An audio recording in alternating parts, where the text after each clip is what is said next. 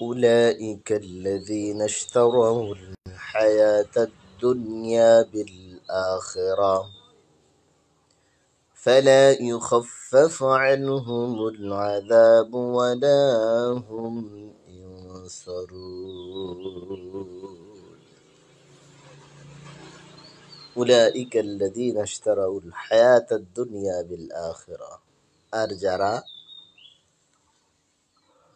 পরকালের বিনিময়ে দুনিয়াকে খরিদ করেছে ফালা ইউখাফফাফু আনহুমুল আযাব তাদের আযাবকে হালকা করা হবে না ওয়ালা হুম ইনসারুন আর তারা কোনো সাহায্যকারী ও পাবে না তারা কোনো সাহায্য প্রাপ্তও হবে না। সম্মানিত দিনী ভাই ও বোনেরা, আল্লাহ তাআলা বলছেন যারা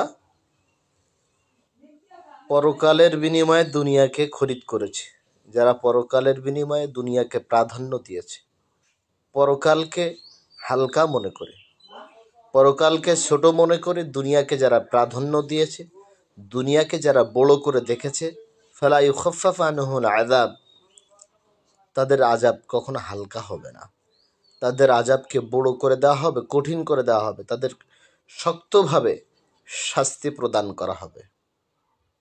ওয়ালা হুম ইনসারুন সেই দিন তারা কোনো সাহায্যকারীও পাবে না, তাদের কোনো সাহায্যকারীও থাকবে না, কারো সুপারিশও গ্রহণ করা হবে না। যেন আসুন আমরা যেন কখনোই পরকালের বিনিময়ে দুনিয়াকে যেন আমরা কখনো খরিদ না করি। আমরা যেন দুনিয়ার আরাম আয়েশকে পরকালের বিনিময়ে আল্লাহ তাআলার কাছ থেকে চেয়ে না নেই। আমরা যেন দুনিয়াকেই বড় মনে করি, দুনিয়ার শান্তিকেই বড় মনে না করি। পরকালের বিনিময়ের জন্য দুনিয়াকে আমরা না চাই, তাহলে আমরা দুনিয়াতেই শান্তি যদিও পাই, দুনিয়াতে যদিও আরাম আয়েশে থাকি, তাহলে পরকালে কঠিন শাস্তির ব্যবস্থা আল্লাহ তাআলা করবেন। আল্লাহ তাআলা বলেন ফালা ইউখাফফাফু আনহুমুল আযাব তাদের আযাবকে হালকা করা হবে না, কঠিন করা হবে। ওয়ালা হুম ইনসারুন তারা কোনো সাহায্যকারী পাবে না। এজন্য আমরা অবশ্যই দুনিয়ার বিনিময়ে পরকালকে খরিদ করব।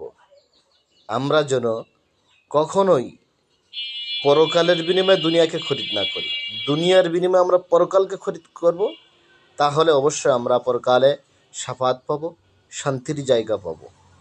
অন্যথায় যদি আমরা পরকালের বিনিময়ে দুনিয়াকে চাই, দুনিয়াকে খরিদ করি, তাহলে কঠিন আযাবের ব্যবস্থা আল্লাহ তাআলা করে রেখেছেন এবং আমরা কোনো সাহায্যকারী পাব না। সম্মানিত ভিউয়ার্স, এজন্য আমাদের মেন টার্গেট থাকবে পরকাল, অনন্ত অসীম সময় যেন আমরা ভালো থাকতে পারি এবং পরকালের আযাব থেকে যেন আমরা